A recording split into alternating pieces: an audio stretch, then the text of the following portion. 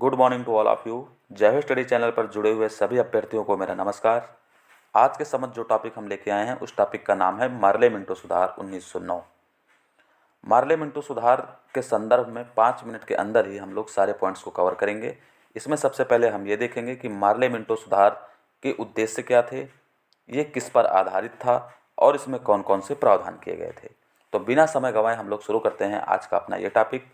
तो सबसे पहला बिंदु इसमें देखते हैं क्या लिखा गया है। इसमें लिखा गया है कि अरुणडेल समिति की रिपोर्ट पर आधारित था। ये जो मार्ले मिंटो सुधार है, इस सुधार में जितने भी प्रावधान किए गए थे वो अरुणडेल समिति की रिपोर्ट पर ही आधारित थे। एक प्रश्न ये भी बन सकता है कि अरुणडेल समिति कब बनी थी, तो अरुणडेल समिति बनी थी 1906 में। अब हम लोग चर्चा करने वाले हैं कि मार्ले मिंटो सुधार के पीछे उद्देश्य क्या थे। तो मार्ले मिंटो सुधार के पीछे 2 प्रमुख उद्देश्य थे। पहला उद्देश्य था कि नरमपंथियों को अपनी ओर आकर्षित करना। अब ये नरमपंथी क्या होते हैं, सबसे पहले इस बिंदु पे हम लोग निगाह डालते हैं। आप सभी को पता है कि 1885 ईस्वी में अपने यहाँ एक राष्ट्रवादी संगठन बना था और उसका नाम था कांग्रेस। कांग्रेस एक ऐसा राष्ट्रवादी संगठन बना जो आम जनता की आवाज़ बन के उभरा और ब्रिटिश शासन से लगातार स्वशासन और स्वराज की मांग करता रहा।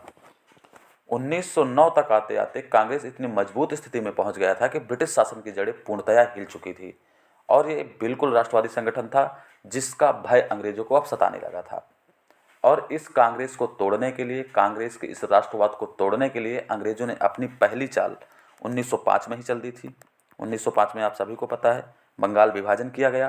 बंगाल विभाजन करके हिंदू और मुस्लिम में एक लंबी चौड़ी खाई खड़ी कर दी गई। जब यहाँ से अंग्रेजों का पेट नहीं भरा तो 1906 ईस्वी में उन्होंने मुस्लिम लीग नाम से मुसलमानों के लिए एक अलग संगठन बना के कहीं ना कहीं कांग्रेस को थोड़ा बहुत कमज़ोर किया। इसके बाद भी जब बात नहीं बनी तो आप सभी को पता है कि 1907 में कांग्रेस का ही विभाजन करवा दिया, यानी सूरत विभाजन के नाम से आप सभी लोग जानते हैं कि उसमें कांग्रेस 2 विचारधाराओं में, 2 खेमों में बट गया था। एक को गर्मपंथी कहा गया और एक को नरमपंथी कहा गया। अब ये गर्मपंथी क्या होते थे, ये नरमपंथी क्या होते थे, यहाँ से हम समझने का प्रयास करते हैं कि गर्मपंथी और नरमपंथी क्या थे, नरमपंथियों का उद्देश्य क्या था और गर्मपंथियों का उद्देश्य क्या था।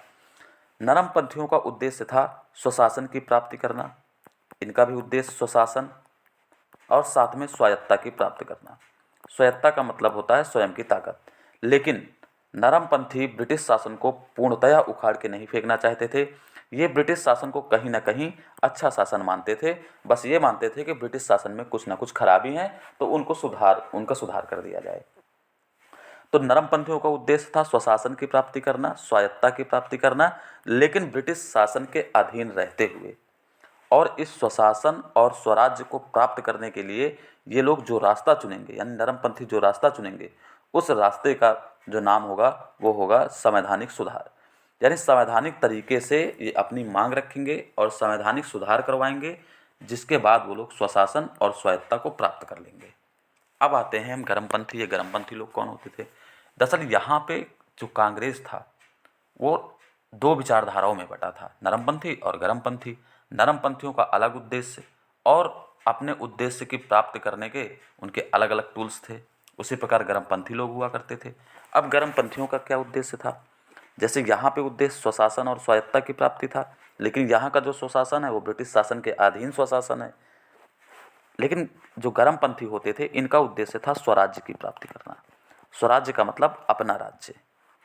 ये पूर्ण स्वराज्य की बात करने लगे आगे चल के, हमें पूर्ण स्वतंत्रता चाहिए और ब्रिटिश शासन का इनको अंत चाहिए था। इनको ब्रिटिश शासन का अंत नहीं चाहिए, लेकिन इनको ब्रिटिश शासन का अंत चाहिए। तो पूर्ण स्वराज्य प्राप्त करने के लिए और ब्रिटिश शासन का समूल नाश करने के लिए इन्होंने कई तरीके अपनाए। उन तरीकों में जैसे एक तरीका आता है आंदोलन का तरीका, सभी को पता है आंदोलन करते थे, हड़ताल करते थे और साथ साथ में ये लोग प्रत्यक्ष कार्यवाही यानी डायरेक्ट एक्शन का भी सहारा लेते थे। ये गर्मपंथियों का टारगेट था। तो गर्मपंथी और नरमपंथी दोनों के उद्देश्य और दोनों के द्वारा चुने गए रास्तों में पर्याप्त मतभेद पैदा कर दिया था अंग्रेजों ने। इसी वजह से नरमपंथियों को अपनी ओर आकर्षित करने के लिए अंग्रेजों के द्वारा चली गई एक चाल थी और नरमपंथियों को अपनी ओर आकर्षित किया, जिससे गर्मपंथी नाराज हुए और कांग्रेस का विभाजन हुआ। तो यानी कांग्रेस को ही कमजोर करने के लिए मार्ले मिंटो सुधार लाया गया था। अब दूसरा उद्देश्य देखते हैं क्या है। दूसरा उद्देश्य है सांप्रदायिक निर्वाचक मंडल की व्यवस्था करके हिंदू मुस्लिम में फूट डालना। अब ये सांप्रदायिक निर्वाचक मंडल क्या होता है, इसको हम लोग यहीं पर समझ लेते हैं कि सांप्रदायिक निर्वाचक मंडल होता क्या है। एक उदाहरण के तौर पे हम लोग लेते हैं, यहाँ पे किसी गांव का हम एग्जाम्पल लेते हैं। मान लीजिए कोई गांव ए है और उस गांव ए की टोटल आबादी 2000 है। अब यहाँ पे हम ऐसी आबादी की बात कर रहे हैं जो वोट देने वाली आबादी है, यानी मतदान करने वाली आबादी है। यहाँ पे मान के चलते हैं 200 मुस्लिम वोटर हैं और 1800 गैर मुस्लिम वोटर हैं, यानी आप समझ सकते हैं कि लगभग हिंदू वोटर हैं। अब मान लीजिए इस गांव ए में सांप्रदायिक निर्वाचक मंडल के तहत सीट आरक्षित कर दी गई, तो यहाँ पे ये मुस्लिम लोग हो गए 200 और ये 1800 गैर मुस्लिम हो गए। तो अगर यहाँ पे गांव ए में सीट आरक्षित है तो इसका मतलब ये है कि इस गांव में जब प्रधानी का इलेक्शन होगा तो यहाँ पे मुस्लिम कैंडिडेट्स ही खड़े होंगे। इससे कोई प्रॉब्लम नहीं थी कि अगर सीट आरक्षित होती है तो आरक्षित सीट के लिए जो दावेदार होगा वही लड़ेगा चुनाव। बिल्कुल मुस्लिम यहाँ पे लड़ सकता था।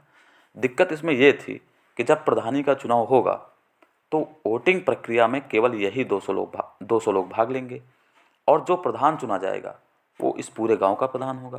तो कहने का तात्पर्य है कि जब ये 1800 लोग वोटिंग प्रक्रिया में हिस्सा ही नहीं लिए हैं तो यहाँ पे जो प्रधान चुना जाएगा, क्या ये 1800 लोग उसको अपना नेता मानने के लिए तैयार होंगे? कतई नहीं तैयार होंगे, क्योंकि इन्होंने मतदान की प्रक्रिया में हिस्सा ही नहीं लिया है। इसलिए गांधी जी ने कहा था कि इस सुधार ने हमारा सत्यानाश कर दिया, यानी हिंदू और मुस्लिम में खाई को और बढ़ा दिया। और इन्हीं सब कारणों की वजह से आगे चल के पाकिस्तान बना। सभी को पता है, बंगाल विभाजन, मुस्लिम लीग का गठन और ये मार्ले मिंटो सुधार, ये 3 बहुत बड़े कारण थे पाकिस्तान के उदय होने के क्रम में। अब हम लोग चर्चा करेंगे कि इसमें कौन कौन से प्रावधान किए गए। पहला प्रावधान किया गया कि लोक महत्व के विषयों पर चर्चा करने का अधिकार मिल गया। लोक महत्व के विषय कौन से आते हैं? जैसे शिक्षा आएगा, स्वास्थ्य आएगा, कृषि आएगा। ये सारे मसले काहे के आते हैं? लोक महत्व के मसले आते हैं। तो इस पर चर्चा करने का अधिकार सदन के भीतर अब भारतीयों को मिल चुका था। उसके बाद दूसरा पॉइंट इसमें देखते हैं, बजट पर बहस। अब देखिए, बहस वाला पॉइंट आप लोग यहाँ पे करेक्ट कर लीजिए। हमने बताया था कि बजट पर बहस करने की शक्ति हमें 1892 में ही मिल गई थी। तो 1909 में हमें क्या मिला था?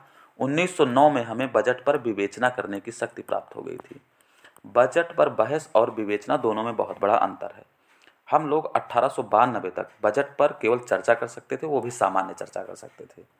लेकिन 1909 आते आते हम लोगों को ये शक्ति मिल गई, एक पावर मिली कि हम लोग बजट की विवेचना कर सकते हैं, बजट की जांच पड़ताल भी कर सकते हैं, लेकिन बजट पर मतदान नहीं कर सकते। यानी वोटिंग प्रक्रिया के माध्यम से बजट को बदलवा नहीं सकते।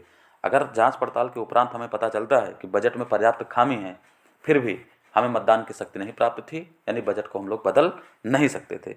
तो बजट पर मतदान की शक्ति हमें कब मिलेगी? तो आप सभी को पता है, 1919 के मॉन्टेग्यू चेम्सफोर्ड सुधार के माध्यम से हमें बजट पर मतदान करने की शक्ति प्राप्त हुई। यानी 92 में हमें बजट पर बहस, 1909 वाले में विवेचना और 1919 में मतदान करने की शक्ति हमें प्राप्त होती है। अब चलिए चर्चा करते हैं आगे कौन से प्रावधान किए गए थे, उनकी समीक्षा हम लोग करते हैं। तीसरे नंबर पे है कि इंग्लैंड स्थित भारत परिषद में 2 भारतीयों की नियुक्ति की गई थी। इंग्लैंड स्थित भारत परिषद क्यों बनाई गई थी? तो ये इंग्लैंड स्थित भारत परिषद बनाई गई थी कि जो इंग्लैंड में जितने भारतीय लोग रहते थे उनके हितों को ध्यान में रखा जाए, उनके हित में, उनके कल्याण में काम किया जाए।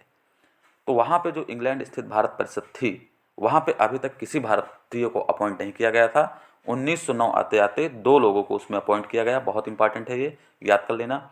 एक का नाम है केसी गुप्ता और दूसरे का नाम था सैयद हुसैन बिलग्रामी। यानी इंग्लैंड स्थित भारत परिषद में 2 भारतीयों को अपॉइंट किया गया, एक का नाम केसी गुप्ता और दूसरे का नाम सैयद हुसैन बिलग्रामी। उसके बाद लिखा हुआ है चौथा पॉइंट कि वायसराय की कार्यकारिणी परिषद में एक व्यक्ति को नियुक्त किया गया और उनका नाम था सत्येंद्र प्रसाद सिन्हा। यानी वायसराय की कार्यकारिणी परिषद में एक व्यक्ति और इंग्लैंड स्थित भारत परिषद में 2 भारतीयों को नियुक्त किया गया। तो वायसराय की कार्यकारिणी परिषद में नियुक्त होने वाले पहले व्यक्ति का नाम है सत्येंद्र प्रसाद सिन्हा और वो लॉ मेंबर के तौर पे अपॉइंट किए गए थे, यानी विधि सदस्य के रूप में वहाँ पे अपॉइंट किए गए थे।